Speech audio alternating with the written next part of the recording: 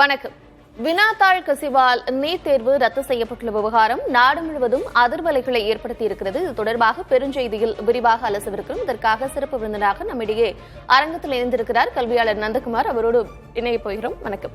தொடர்ந்து இணையம் வாயிலாக நீட் தேர்வு எழுதிய மாணவர் லோகேஷ் இணைந்திருக்கிறார். செய்தியாளர்கள் விக்னேஷ் முத்து மற்றும் ராஜு ஆகிய இருவரும் இணைந்திருக்கிறார்கள். தொடர்ந்து அவர்களிடம் பேச இருக்கிறோம்.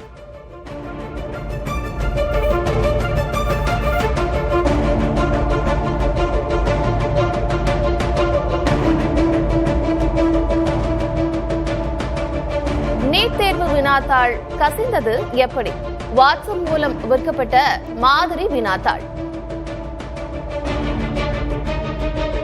5 லட்சம் வரை விலை போன மாதிரி வினாத்தாள்.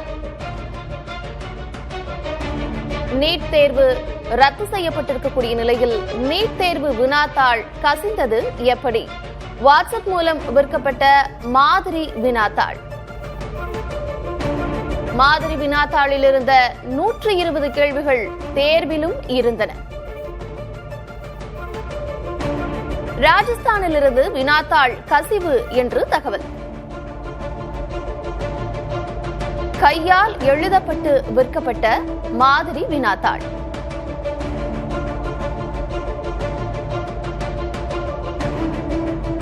எண்பத்து முறை வினாத்தாள் கசிந்தும் நடவடிக்கை இல்லை என்று மக்களவை எதிர்க்கட்சித் தலைவர் ராகுல் காந்தி விமர்சனம் செய்திருக்கிறார்.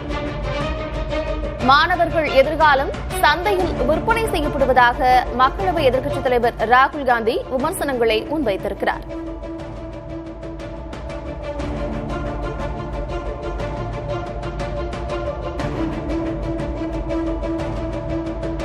நீட் தேர்வே ஒரு முறைகேடுதான் என்று முன்னாள் முதலமைச்சர் மு.க. ஸ்டாலின் பதிவிட்டிருக்கிறார்.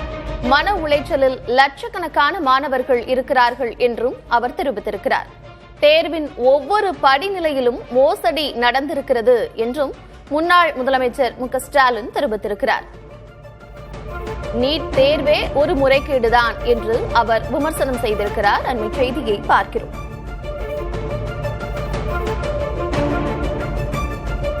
நீட் தேர்வின் ஒவ்வொரு படிநிலையிலும் மோசடி நடந்திருக்கிறது என்று முன்னாள் முதலமைச்சர் மு.க. ஸ்டாலின் விமர்சனங்களை முன்வைத்திருக்கிறார். தொடர்ந்து பயனில்லாத நீட் தேர்வை ரத்து செய்ய வேண்டும் என்று பாமக தலைவர் அன்புமணி பதிவிட்டிருந்தார். பல முறைகேடுகள் நடந்தும் ஏன் இந்த பிடிவாதம் என்று மக்களவை உறுப்பினர் சு. வெங்கடேசன் கேள்வி எழுப்பியிருக்கிறார். நீதித்துறையின் மேற்பார்வையில் விசாரணை தேவை என்று சிபிஎம் கட்சியும் தெரிவித்திருக்கிறது. இதுகுறித்து விவரங்களோடு இணைந்திருக்கிறார் செய்தியாளர் ராஜு. அவரோடு பேசலாம். ராஜு, இன்று நீட் தேர்வு வினாத்தாள் கசிந்தது தொடர்பாக நீட் தேர்வு ரத்து செய்யப்பட்டிருக்கிறது. கிட்டத்தட்ட 22 லட்சம் மாணவர்கள் இந்த தேர்வினை எழுதியிருக்கிறார்கள். இந்நிலையில் ஒருவர் கைது செய்யப்பட்டிருக்கிறார் அப்படிங்கிற தகவலை பார்க்கிறோம். அது குறித்த விவரம் என்ன?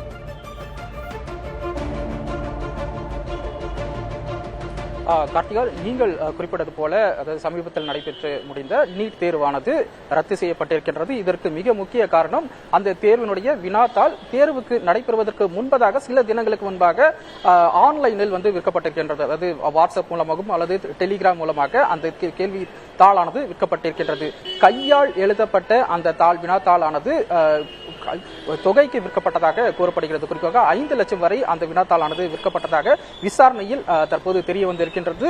இந்த வினாத்தாள் எவ்வாறு எங்கு கசிந்தது, யாரால் கசிவிடப்பட்டது போன்ற விஷயங்களை தான் தற்போது மிக தீவிரமாக கருத்தில் கொண்டு சிபிஐ வசம் அந்த ஒப்படைக்கப்பட்டிருக்கக்கூடிய அந்த வழக்கில் விசாரணையானது மேற்கொள்ளப்பட்டு வருகிறது. முதல் கட்டமாக தற்போது இந்த விவகாரத்தில் தொடர்புடையதாக கூறப்படும் ஒரு மருத்துவ மாணவரை சிபிஐ அதிகாரிகள் விசாரணைக்காக கைது செய்திருக்கின்றார்கள். நாசிக்கிலிருந்து அந்த மாணவர் கைது செய்யப்பட்டிருக்கக்கூடிய நிலையில இந்த விவகாரத்தில் யார் யாரெல்லாம் தொடர்பு இருக்கிறார்கள், குறிப்பாக இந்த வினாத்தாள் எங்கு கசிவிடப்பட்டிருக்கின்றது போன்ற விஷயங்களை அடுத்தடுத்த கட்ட விசாரணைக்கு உட்படுத்தப்பட்டிருக்கக்கூடிய நிலையில இந்த தேர்வானது ரத்து செய்யப்பட்டிருக்கின்றது. மீண்டும் மறு தேர்வானது அடுத்த 10 நாட்களுக்குள் மறு தேதி அறிவிக்கப்படும். அன்றைய தினம் அந்த தேர்வானது நடைபெறும். அதற்கான ஏற்கனவே செலுத்தப்பட்டிருக்கக்கூடிய அந்த தொகை செல்லுபடியாகும் போன்ற விஷயங்கள் ஏற்கனவே தேசிய தேர்வு முகமை தெளிவுபடுத்தியிருக்கின்றார்கள். மிக முக்கியமாக இந்த விவகாரத்தை கருத்தில் கொண்டு மாணவர்களுடைய எதிர்காலத்திலும் கருத்தில் கொண்டுதான் இந்த முடிவு எடுக்கப்பட்டிருப்பதாக தேசிய தேர்வு முகமையானது அந்த விளக்கத்தை அளித்திருக்கின்றார்கள். இந்த நீட் தேர்வில் மட்டும்தான் இது போன்ற இந்த விஷயங்கள் வினாத்தாள் கசிய விடப்பட்டிருக்கின்றதா என்ற ஒரு கேள்வி எழலாம். ஆனால் மற்ற சில தேர்வுகள், அதாவது மத்திய அரசால் அறிவிக்கப்பட்டு மாணவர்கள் நுழைவுத் தேர்வு எழுதக்கூடிய நிலையில அந்த தேர்வுகளிலும் இது போன்ற வினாத்தாள்கள் கசிவானது இந்த விஷயம் மிகப்பெரிய அளவில் நாடு தழுவிய ஒரு முக்கிய பிரச்சனையாகவே கருதப்படுகிறது. குறிப்பாக ராகுல் காந்தி கடும் கண்டனம் தெரிவித்திருக்கக்கூடிய இந்த விஷயத்தில் அவர் பல்வேறு அந்த குறிப்புகளை தெரிவித்திருக்கிறார்.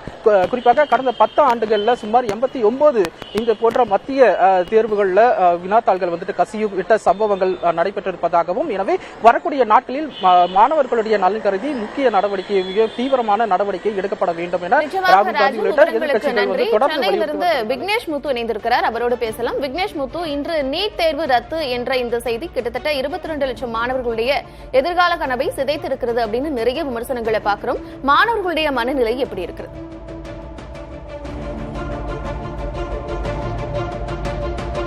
மாணவர்களை பொறுத்தளவு மருத்துவர் ஆவது என்பது மிகப்பெரிய ஒரு லட்சியமாக பார்க்கப்படுகிறது. அதன் அடிப்படையில் தான் நாடு முழுவதும் 22.7 லட்சம் மாணவர்கள் ஒட்டுமொத்தமாக இந்த முறை மருத்துவ படிப்புக்கான அந்த இளநிலை நீட் தேர்வு எழுதினார்கள். தமிழகத்தை பொறுத்தளவு கிட்டத்தட்ட 2 லட்சம் மாணவர்கள் இந்த தேர்வு எழுதியிருக்கிறார்கள். ஒவ்வொரு பள்ளிகள் மற்றும் கோச்சிங் சென்டரை பொறுத்தளவு ஓராண்டுக்கு முன்னதாகவே, அதாவது 10ஆம் வகுப்புக்கு பிறகே நீட் கோச்சுக்கு சேரக்கூடிய மாணவர்களை நம்மால் பார்க்க முடிகிறது. அவ்வளவு நீட் மோகம் என்பது தமிழகம் மட்டுமல்ல, ஒட்டுமொத்த இந்திய அளவிலும் மிகப்பெரிய ஒரு லட்சிய கனவாக கொண்டு படித்து வருகிறார்கள். அப்படிப்பட்ட நீட் தேர்வுக்கு தயாராகி 3 மணி நேரம் செலவழித்து தங்களது தேர்வை எழுதிய மாணவர்களுக்கு இன்று தேசிய தேர்வுகள் முகமை மிகப்பெரிய ஒரு அதிர்ச்சிகரமான செய்தியை வெளிக்கொண்டிருக்கிறது. அதாவது நாடு முழுவதும் கடந்த மே 3ஆம் தேதி நடத்தப்பட்ட நீட் தேர்வு வினாத்தாள் கசிவு காரணமாக ரத்து செய்யப்படுகிறது என தெரிவிக்கப்பட்டிருக்கிறது. இது சம்பந்தமாக தேசிய தேர்வுகள் முகமையின் தலைமை இயக்குனர் அபிஷேக் சிங் தெரிவிக்கும் பொழுது, மே 1ஆம் தேதி அல்லது 2ஆம் தேதியே இந்த நிகழ்வு நடைபெற்றிருக்கிறது. இது சம்பந்தமாக எங்களுக்கு 7ஆம் தேதி தெரிய வந்திருக்கிறது.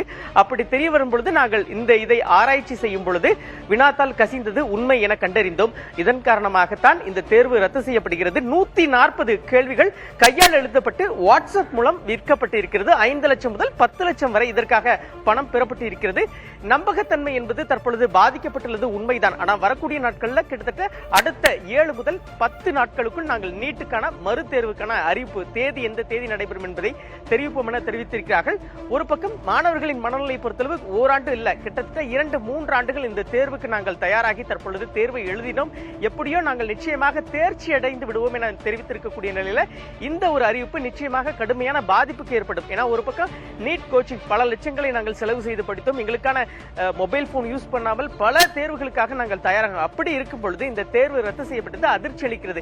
மீண்டும் நாங்கள் தயார் செய்யும் பொழுது எங்களுக்கு கூடுதல் கால அவகாசம் தேவைப்படும். ஏனால் அப்பொழுது கேட்கப்பட்ட கேள்விகள் எங்களுக்கு எளிமையாக இருந்திருக்கலாம். வரக்கூடிய நாட்களில் எழுதக்கூடிய கேள்விகள் சற்று கடினமாக இருந்தால் எங்களுக்கு அரசு மருத்துவக் கல்லூரி கிடைப்பதற்கு வாய்ப்பு என்பது மிகவும் குறைவு. அதனால்தான் மாணவர்கள் மற்றும் பெற்றோர்களின் மனநிலை இந்த தேர்வு ரத்து செய்யப்பட்டது மிகப்பெரிய ஒரு பாதிப்பை ஏற்படுத்ததாக தான் மாணவர்கள் மற்றும் அவர்கள் தரப்பில் தெரிவிக்கிறார்கள். கார்த்திகா, விக்னேஷ் முத்து விவரங்களை வழங்கியமைக்கு நன்றி. அரங்கத்தில் நம்மோடு இணைந்திருக்கும் சிறப்பு விருந்தினர் நந்தகுமாரிடம் பேசலாம். கிட்டத்தட்ட இந்தியாவில் இருக்கக்கூடிய பெரிய மருத்துவ நுழைவுத் தேர்வு அப்படிங்கிறது இந்த நீட் நுழைவுத் தேர்வு. ஏற்கனவே 2024 ஒரு சர்ச்சை வந்தது. அதுக்கப்புறமாக ஒரு 0 எரர் அப்படிங்கிற கொள்கையை NTA கொண்டு வந்தாங்க. ஆனா இப்போது இருக்கக்கூடிய 5 லட்சத்துக்கு விற்கப்பட்டது வினாத்தாள் அப்படிங்கிற இந்த செய்திகள் எல்லாம் பார்க்கும்போது அதனுடைய கட்டமைப்புல நம்ம ஒரு சில கேள்விகள் எழுப்ப வேண்டிய நிலை இருக்கு இல்லையா? அதாவது நீங்க தொடர்ந்து நீட்டை தமிழ்நாடு மாதிரியான மாநிலங்கள் எதிர்த்து வர்றதுக்கான காரணங்கள் பல அரசியல் காரணங்கள் எல்லாம் தாண்டி NTA-வால ஒரு எக்ஸாமை சரியா நடத்த முடியலன்றதை அவங்க தோல்வியை கடைசி வரைக்கும் ஒத்துக்கவே இல்லை. 2023 எக்ஸாம் ஆகட்டும், நீங்க நீட் முதுநிலை தேர்வாகட்டும், இளநிலை தேர்வாகட்டும், எல்லாத்துலேயுமே ஒரு குளறுபடியும் ஒரு முன்னுக்கு மாறான செயல்கள் தொடர்ந்து நடந்து கொண்டே இருக்கிறது. இதை ஃபார் எக்ஸாம்பிள் இதை அட்ரஸ் பண்ண வேண்டியவங்க இன்ன வரைக்கும் யார் பொறுப்பு ஏற்றுக்கணும்? NTA தரப்புல இருந்து பொறுப்பு ஏற்றுக்கணும். அமைச்சர் தர்மேந்திர பிரதான் வாயை திறக்கணும். அதே மாதிரி JP நட்டா சுகாதாரத்துறை அமைச்சர் வாயை திறக்கணும். பிரதமர் வாயை திறக்கணும். இவங்க யாருமே வாயை திறக்கிறதே கிடையாது. இப்படி ஒரு விஷயம் நடக்கிற மாதிரி கூட அவங்க இது வரைக்கும் ஒரு மீடியாவையோ பிரஸ்ஸையோ அட்டன் பண்ணது கிடையவே கிடையாது. ஸோ இதனால இப்போ ஒரு மாணவர் 2 மாணவர் சின்ன எக்ஸாம்னா பரவாயில்ல, ஒரு ஸ்டேட் லெவல் ஒரு டிஸ்ட்ரிக்ட் லெவல் எக்ஸாம்னா பரவாயில்ல, நேஷனல் லெவல்ல நடக்கிற ஒரு எக்ஸாம் 23 லட்சம் ஸ்டூடெண்ட்ஸ் கிட்டத்தட்ட எழுதி இருக்காங்க. இத்தனை பேர் இதுல எத்தனை பேர் ரிப்பீட் பண்றாங்க, ரீரிப்பீட்டர்ஸ் இருக்காங்க, 3 வருஷம் 4 வருஷம் ரிப்பீட் பண்ற மாணவர்கள். இதுல நிறைய பெண் குழந்தைகள் இருக்கு. நான் பல பெற்றோர்கள் பார்த்திருக்கேன். சார், நான் கல்யாணம் பண்ற வயசுல பொண்ணை வச்சுக்கிட்டு நான் படிக்க வச்சுக்கிட்டு இருக்கேன், அவ எப்படியாவது டாக்டர் ஆக்கணும்ன்ற கனவுல படிக்க வச்சுட்டு இருக்கேன்ட்டு அவ்வளோ கஷ்டப்படுறாங்க.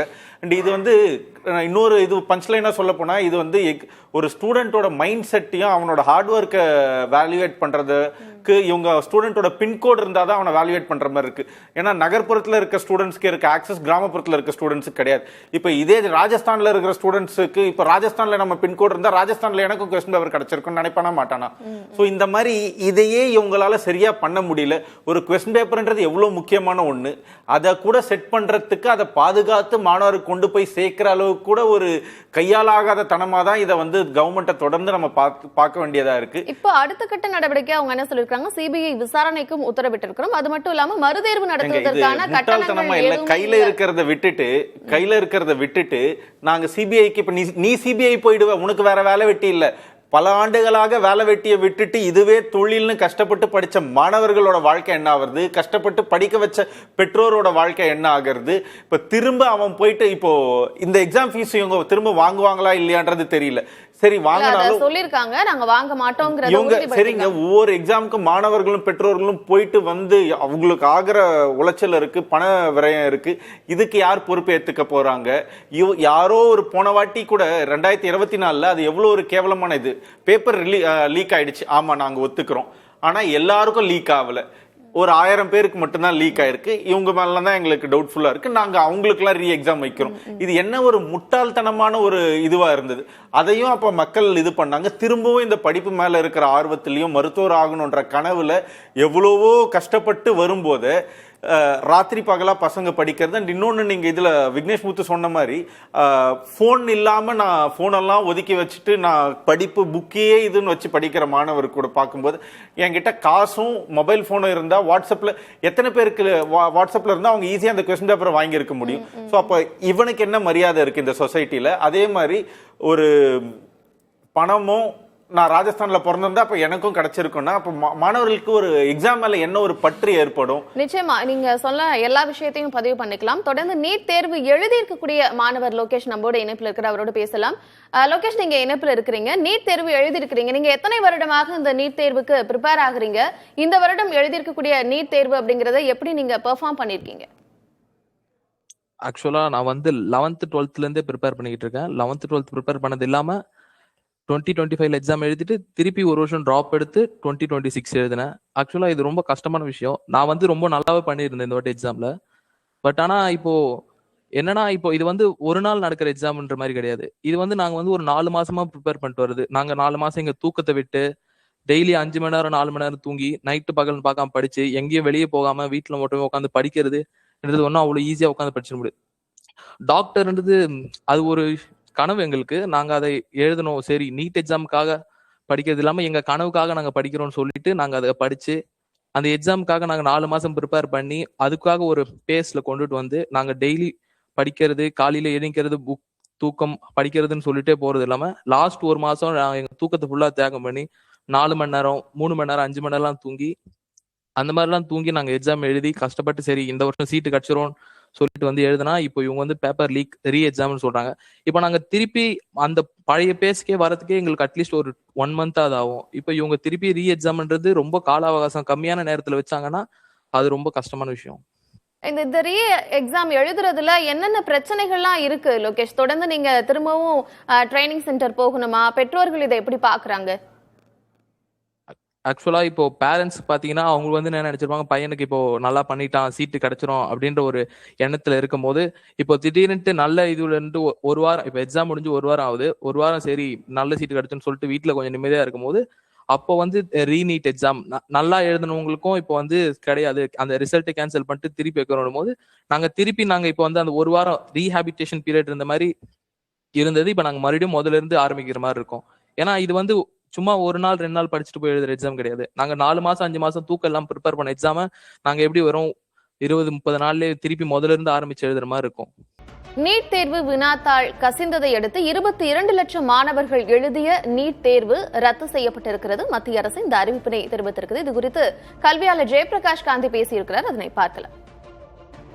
நீட் ஆரம்பிச்சதுல இருந்து from the beginning of NEET இது வரைக்கும் ஒரு வருஷம் கூட ஒரு முறைகேடுகள் இல்லாம நீட் நடந்தது நடந்ததே கிடையாது. அப்ப எவ்வளவு பெரிய இது ஒரு shameful on National Testing Agency and Ministry of Education. இது கண்டிப்பா Ministry of Education should resign and also the National Testing Agency should be dissolve. Concern official should take a very severe actions. அதெல்லாம் கண்டிப்பா எடுத்தாங்க. ஏன்னா கடுமையான நடவடிக்கைகள் எடுத்தாதான் முடியும். ஒரு நீட் ஒரு நேஷனல் இம்பார்ட்டன்ட் எக்ஸாம் நீங்க சடனா கேன்சல் பண்ணி நீங்க பண்ணாது எப்படி ஏற்றுத்தக்கது? ஏன் பேப்பர் லீக் ஆச்சு? அது முதல் கேள்வி நாங்க கேட்கறது காரணம் என்னன்னா ஜேஇ எக்ஸாம் +2 எக்ஸாம் எழுதின பிறகு இம்மிடியட்டா நடத்துறாங்க. ஏன் நீட் எக்ஸாமுக்கு 40 days டைம் கொடுக்குறீங்க? கோச்சிங் சென்டர் சம்பாதிக்கிறதுக்கு தான் நீட் நடத்துறீங்களா அப்படின்னு தான் நாங்க கேள்வி கேட்க வேண்டியது இருக்கு. ஒரு எக்ஸாமினேஷன் இம்மிடியட்டா நடத்த முடியும். ஏன்னா 11th and 12th ஸ்டூடெண்ட்ஸ் ஒரு 40 daysல cannot prepare for இந்த 40 daysல. அப்போ 11th and 12th 40 days prepare பண்ணா கோச்சிங் சென்டருக்கு அட்வான்டேஜ் தான் இருக்கு. அப்போ நீங்க இதெல்லாம் சீரமைப்பு கொண்டு வரணும். இது ஒவ்வொரு வருஷம் நாங்க சொல்லிட்டு இருக்கோம். பட் இருந்தாலும் நேஷனல் டெஸ்டிங் ஏஜென்சி இதை ஒரு கடமைக்காக செய்யறதுடைய ஒரு செயல்முறை திட்டத்தோட செய்யறது இல்லை அப்படின்னு தான் எங்களுடைய குற்றச்சாட்டு. கண்டிப்பா இது கடுமையாக நாங்க கண்டிக்கிறோம். கண்டிப்பா இந்த மாதிரி ஃபியூச்சர்ல நடத்தக்கூடாது. ஃபர்ஸ்ட் ஆஃப் ஆல் நீட் எக்ஸாம்ங்கிறது தேவையும் கிடையாது. தமிழ்நாடு அரசு நிறைய தடவை எடுத்து சொல்லி இருக்கு. State any education policy should be concern to state. கன்கரண்ட்ல இருந்தாலும் அவங்களுக்கு நீங்க கொடுக்கலாம். ஏன் இது ஒரு நேஷனல் லெவல்ல கொண்டு வரணும்? Give authority to the state government to conduct examination. Okay, நீங்க நுழைவுத் தேர்வு மூலமா தான் கொண்டு வரணும்னா நீங்க NEET exam give the state to conduct also. அந்தந்த ஸ்டேட் கண்டக்ட் பண்ணிட்டு போலாம் மெடிக்கல் எக்ஸாமினேஷன். தொடர்ந்து கல்வியாளர் நந்தகுமாரிடம் பேசுறோம். ஜெயபிரகாஷ் காந்தி பேசினதை பார்த்தோம்.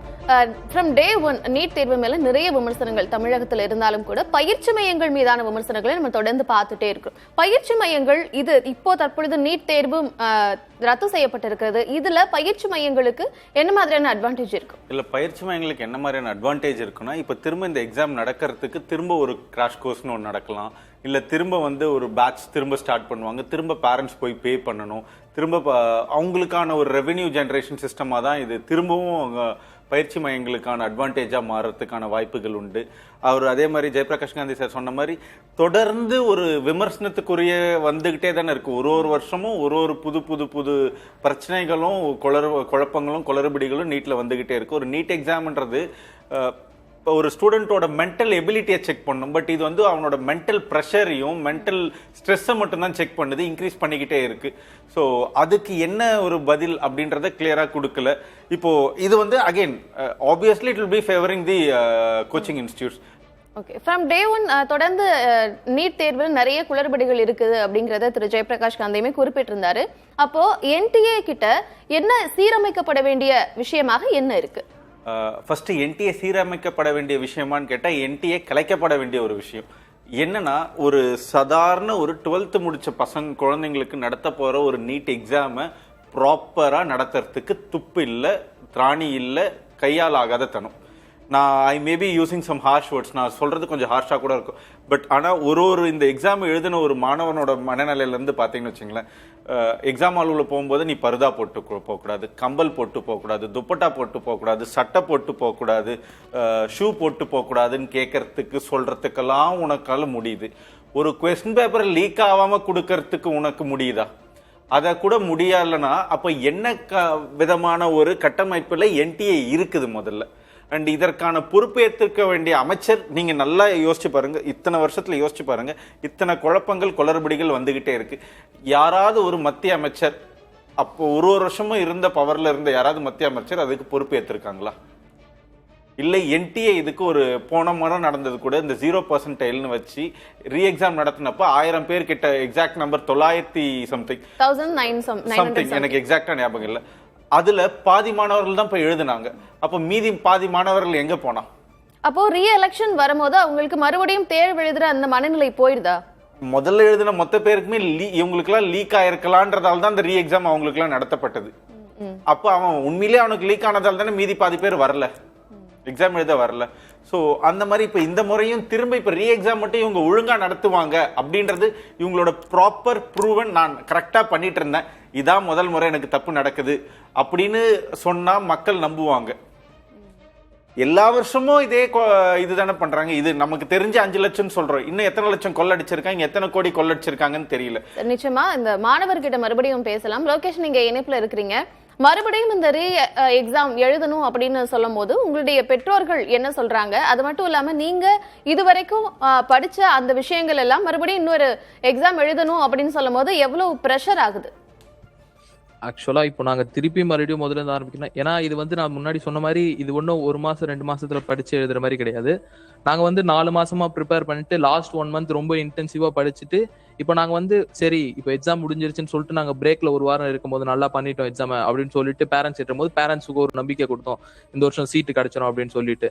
ஆனா இப்போ என்னன்றாங்கன்னா திருப்பி இந்த எக்ஸாமே சுத்தமா ரத்து செஞ்சுட்டு முதல்ல இருந்து மறுபடியும் ரீ எக்ஸாம் ஆரம்பிக்கிறோம்னா நாங்க திருப்பி அந்த ப்ரெஷருக்குள்ள என்டர் ஆகி மறுபடியும் நாங்க வந்து எங்க தூக்கத்தை விட்டு நாங்க வந்து 1 மாசத்துல ப்ரிப்பேர் பண்ற மாதிரி இருக்கும். இது வந்து ரொம்ப கஷ்டமான விஷயம். அது இல்லாம என்டிஏ இத்தனைக்கும் அவங்க வந்து ட்வீட்டும் நிறைய போட்டுட்டு இருந்தாங்க, ஸ்டூடெண்ட்ஸ் த்ரெட்டன் பண்ற மாதிரி, இந்த மாதிரி இந்த வாட்டி எங்க பேப்பர் வந்து லீக் ஆகாது, நாங்க வந்து நீங்க வந்து இப்போ கொஸ்டின் பேப்பர் ஃபேஸ் பண்ண போறது இல்ல, நீங்க வந்து ஒரு சிஸ்டம் ஃபேஸ் பண்ண போறீங்கன்னு சொல்லிட்டு நிறையவே த்ரெட்டனும் கொடுத்து மெசேஜும் அவங்க எக்ஸ்ட்ரா வலைதளத்துல போட்டுட்டு இருந்தாங்க. ஆனா இப்போ மறுபடியும் கொஸ்டின் பேப்பர் லீக். இப்போ நிறைய பேர் 3 வருஷம் 4 வருஷம் எடுத்து படிச்சவங்க 2024 தேர்வையும் அட்டன் பண்ணிட்டு திருப்பி 2025 பேப்பர் கஷ்டமா இருந்து திருப்பி 26 சீட்டு கிடைச்சான்னு எழுதுறவங்களுக்கு இது வந்து ஒரு ஏமாற்றமான விஷயமா தான் நான் கருதப்படுறேன். நிச்சயமாக 22 லட்சம் மாணவர்கள் எழுதிய நீட் தேர்வு ரத்து என்ற அறிவிப்பு வெளியாகி இருக்கிறது. இது என்ன மாதிரியான மனநிலையை கொடுத்திருக்கிறது அப்படின்னு மாணவர்களுடைய மனநிலையையும் எடுத்து சொல்லியிருக்கிறோம். கல்வியாளர்கள் கிட்டையும் இது குறித்து நிறைய விஷயங்களை பேசியிருக்கோம். மீண்டும் வேறொரு பெருஞ்செய்தி தொகுப்பில் சந்திக்கலாம்.